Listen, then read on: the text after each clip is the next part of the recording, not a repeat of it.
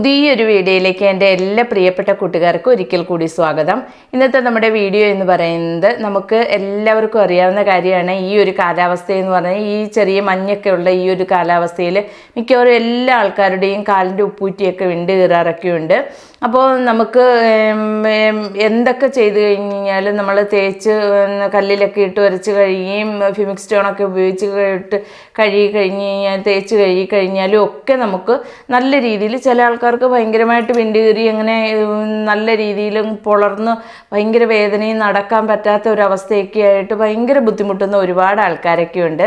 അതിപ്പോൾ നമുക്ക് വളരെ സിമ്പിളായിട്ട് ചെറിയൊരു മാർഗത്തിൽ കൂടി നമുക്കത് മാറ്റിയെടുക്കാൻ പറ്റുന്നതേ ഉള്ളൂ. നമ്മൾ സ്ഥിരമായിട്ട് കാലൊക്കെ നല്ല വൃത്തിയാക്കി കഴുകുകയും വൃത്തിയാക്കി ചൂടുവെള്ളവും ഡെറ്റോളും ഒക്കെ ഉപയോഗിച്ച് കഴുകുകയും ഫിമിക് സ്റ്റോണൊക്കെ ഉപയോഗിക്കുകയൊക്കെ ചെയ്ത് കഴിഞ്ഞാലും ചില ആൾക്കാർക്ക് അത് ഇങ്ങനെ എല്ലാ വർഷവും ഇങ്ങനെ വരാറുണ്ട്. എങ്കിൽ മറ്റു കുറച്ച് പേർക്കാണെങ്കിൽ ഇത് വരാറേ ഇല്ല, ഇങ്ങനൊരു സംഭവമേ അവർക്ക് ഉണ്ടാവാറേ ഇല്ല. അപ്പോൾ ഇത് ഉണ്ടാവുന്നതിന് വേണ്ടിയിട്ട് നമുക്ക് ചെയ്യാൻ പറ്റുന്ന ചെറിയൊരു സിമ്പിളായിട്ടുള്ള ഒരു മാർഗ്ഗമാണ്. വളരെ ചിലവ് കുറഞ്ഞ രീതിയിൽ ചെയ്യാൻ പറ്റുന്നതാണ്. മാത്രമല്ല ഇത് വളരെയധികം ഗുണമുള്ളതാണ്, നല്ല റിസൾട്ട് ഇതിന് കിട്ടുന്നതുമാണ്. അപ്പോൾ വളരെ പെട്ടെന്ന് തന്നെ റിസൾട്ട് കിട്ടുന്ന നല്ലൊരു മാർഗ്ഗമാണ്. അപ്പോൾ അതെങ്ങനെയാണ് ചെയ്യുന്നതെന്നും എന്തൊക്കെയാണ് വേണ്ടുന്നതെന്നും ഒക്കെ നമുക്ക് നോക്കാം. വീഡിയോയിലേക്ക് പോകാം. അതിനായിട്ട് ആദ്യം തന്നെ നമുക്ക് ഇതുപോലെ ഒരു പാത്രം എടുത്തിട്ടുണ്ട്. ഇനി നമുക്ക് തക്കാളിയുടെ നീരാണ് ആദ്യം വേണ്ടുന്നത്. ഞാനിപ്പോൾ ഇതുപോലെ ഒരു തക്കാളി എടുത്തിട്ടുണ്ട്. അതിൻ്റെ പകുതി ഭാഗം നമുക്ക് എടുക്കാം.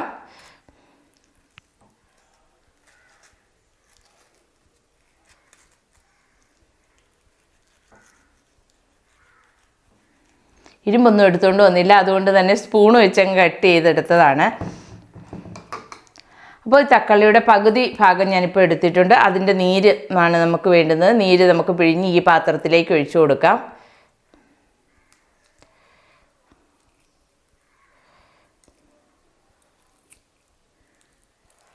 അപ്പോൾ ഇത്രയും നീരാണ് നമുക്ക് തക്കാളിയുടെ നീരാണ് കിട്ടിയിട്ടുള്ളത്. നമ്മുടെ ആവശ്യത്തിന് എത്ര വേണോ അത്ര എടുക്കാവുന്നതാണ്. ഞാൻ ഇപ്പോൾ കുറച്ച് മാത്രമേ എടുത്തിട്ടുള്ളൂ. നിങ്ങൾക്ക് നിങ്ങളുടെ ആവശ്യത്തിനനുസരിച്ച് നമുക്ക് കാലിൽ എത്രമാത്രം ഉണ്ട് എന്നുള്ളതിനനുസരിച്ച് നമുക്ക് എടുക്കാവുന്നതാണ്. എടുത്തിട്ടുണ്ട്. ഇതിലേക്ക് നമുക്ക് കുറച്ച് പേസ്റ്റാണ് ഇട്ട് കൊടുക്കാനുള്ളത്. കോൾഗേറ്റ് ആയാലും മതി, കോൾഗേറ്റ് എടുക്കുന്നതായിരിക്കും കുറച്ചും കൂടി നല്ലത്. ഞാനിപ്പോൾ കുറച്ച് പേസ്റ്റ് എടുത്ത് കൊടുക്കാം. ഞാനിപ്പോൾ ഇത്രയും പേസ്റ്റേ എടുത്തിട്ടുള്ളൂ. കോൾഗേറ്റാണ് ഞാനിപ്പോൾ എടുത്തിട്ടുള്ളത്. ഇത് ഞാൻ എടുത്തിരിക്കുന്ന തക്കാളി നീരിൻ്റെ അനുസരിച്ചുള്ള പേസ്റ്റാണ് എടുത്തിട്ടുള്ളത്. അതും കൂടി ഇതിലേക്ക് ഇട്ട് കൊടുക്കുന്നു.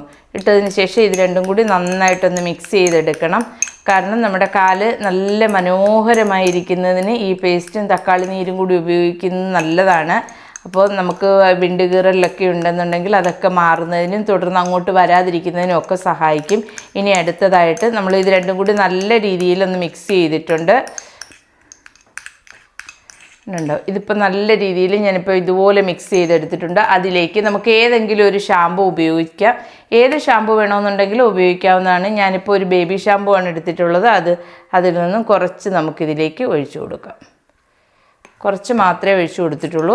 കുറച്ച് ഒഴിച്ചു കൊടുത്തു. ഇതും കൂടി നന്നായിട്ടൊന്ന് മിക്സ് ചെയ്യുന്നുണ്ട്. ഷാമ്പുവും കൂടി ചേർത്ത് നന്നായിട്ട് മിക്സ് ചെയ്തു. അടുത്തതായിട്ട് ഇനി മെയിനായിട്ട് നമ്മൾ ഇതിലേക്ക് ഉപയോഗിക്കാൻ പോകുന്നത് കസ്തൂരി മഞ്ഞളിൻ്റെ പൊടിയാണ്. കസ്തൂരി മഞ്ഞളിൻ്റെ പൊടി ഒരു 1/4 സ്പൂൺ എടുക്കാവുന്നതാണ്. ഇപ്പോൾ ഇത്രയും 1/4 സ്പൂൺ കസ്തൂരി മഞ്ഞളിൻ്റെ പൊടി എടുത്തിട്ടുണ്ട്. ഇതും കൂടി നമുക്ക് ഇതിലേക്ക് ചേർത്ത് കൊടുക്കണം. അടുത്തതായിട്ട് നാരങ്ങ നീരാണ്. ഞാനിപ്പോൾ ഒരു മുറി നാരങ്ങയുടെ നീര് പിഴിഞ്ഞെടുത്ത് വെച്ചതാണ്. അതിൽ നിന്നും നമുക്ക് ആവശ്യത്തിനുള്ളത് ചേർത്ത് കൊടുക്കാം.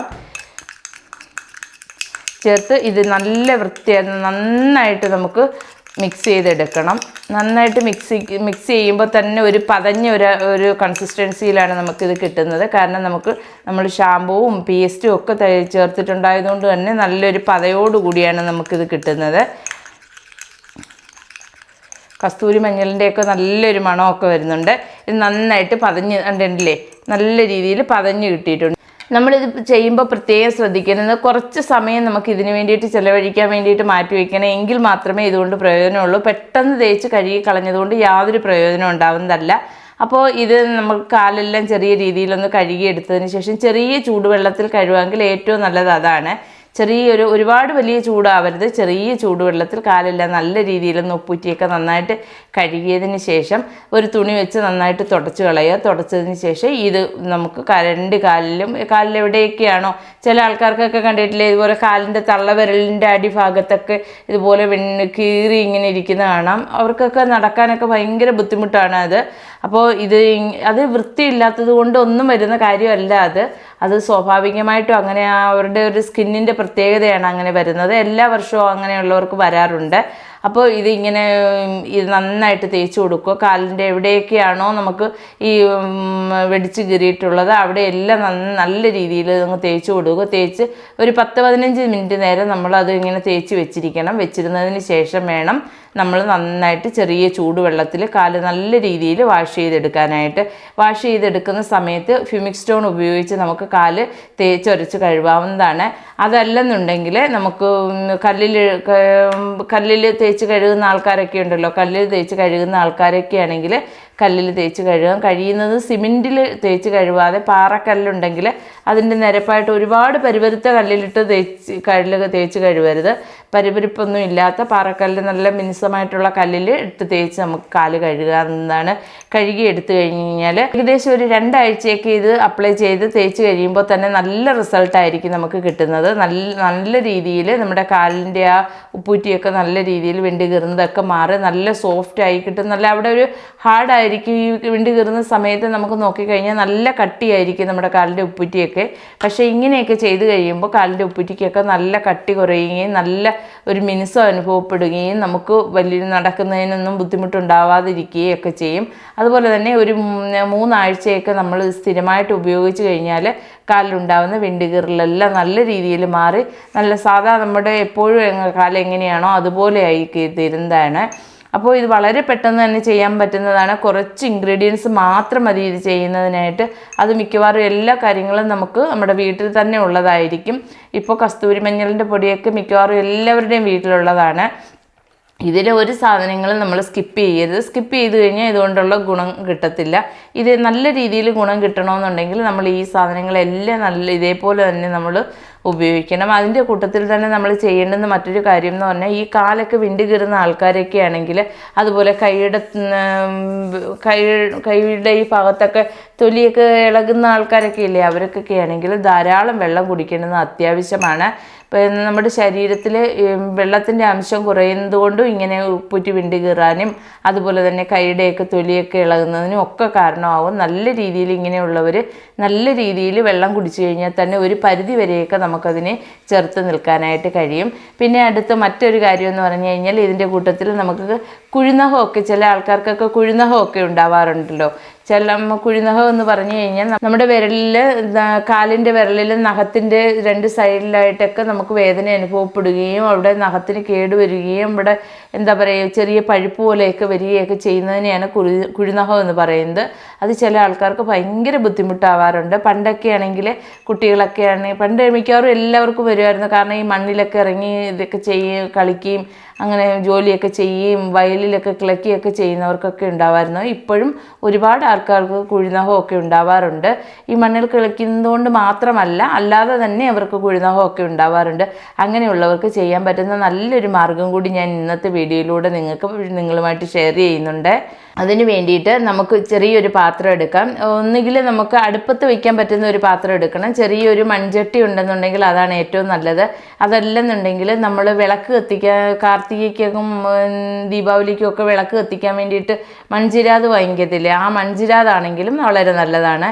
ഈ മൺചിരാതിലേക്ക് ഒരു ചെറിയൊരു 2-3 പീസ് മെഴുകുതിരി ചെറിയ പീസായിട്ട് കട്ട് ചെയ്തതിന് ശേഷം ചെറിയ കനം കുറച്ച് കട്ട് ചെയ്യണം. കട്ട് ചെയ്ത് ഈ മൺചിരാതിലേക്ക് ഇട്ട് കൊടുക്കുക. അതല്ലെന്നുണ്ടെങ്കിൽ നമ്മൾ ഏതെങ്കിലും ഒരു പാത്രമാണ് എടുത്തിട്ടുള്ളതെന്നുണ്ടെങ്കിൽ ആ പാത്രത്തിലേക്ക് ഇട്ട് കൊടുക്കാവുന്നതാണ്. ചെറുതായിട്ട് കട്ട് ചെയ്തിട്ട് വേണം, കാരണം പെട്ടെന്ന് അത് മെൽറ്റ് ആവുന്നതിന് വേണ്ടിയിട്ടാണ് ചെറുതായിട്ട് കട്ട് ചെയ്യണമെന്ന് പറയുന്നത്. ചെറുതായിട്ട് കട്ട് ചെയ്ത് അത് ഇട്ട് കൊടുക്കുക.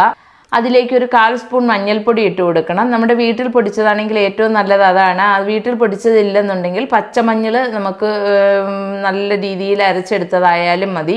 കാരണം കടയിൽ നിന്ന് മേടിക്കുന്ന മഞ്ഞളിന് അത്രത്തോളം ഗുണം ഉണ്ടാവുമെന്ന് നമുക്ക് പറയാൻ പറ്റത്തില്ല.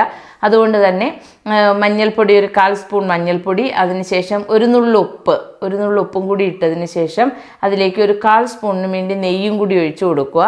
നെയ്യും കൂടി ഒഴിച്ച് ഇത് അടുപ്പത്ത് വെച്ച് നന്നായിട്ട് മെൽറ്റ് ആവുന്നതിന് വേണ്ടിയിട്ട് വെയിറ്റ് ചെയ്യുക. കാരണം ഈ ചെറിയതായിട്ടൊന്ന് ഇളക്കി കൊടുക്കണം. ഇളക്കി കൊടുത്ത് ഇതെല്ലാം കൂടി മിക്സായി നന്നായിട്ട് മെൽറ്റായി കഴിയുമ്പോൾ ഒരുപാട് കട്ടിയായി പോകരുത്.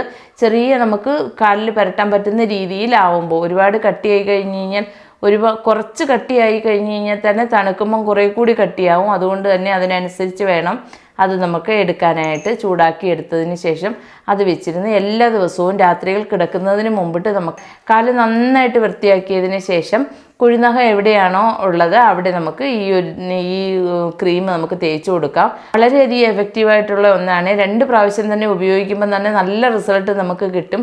കുഴിനഖത്തിൻ്റെ വേദനയൊക്കെ പെട്ടെന്ന് മാറി കിട്ടുന്നതിനും അതുപോലെ തന്നെ കുഴിനഖം നമ്മുടെ കാലിൽ നിന്നും നിശേഷം മാറുന്നതിനും ഒക്കെ വളരെയധികം സഹായിക്കുന്നതാണ്.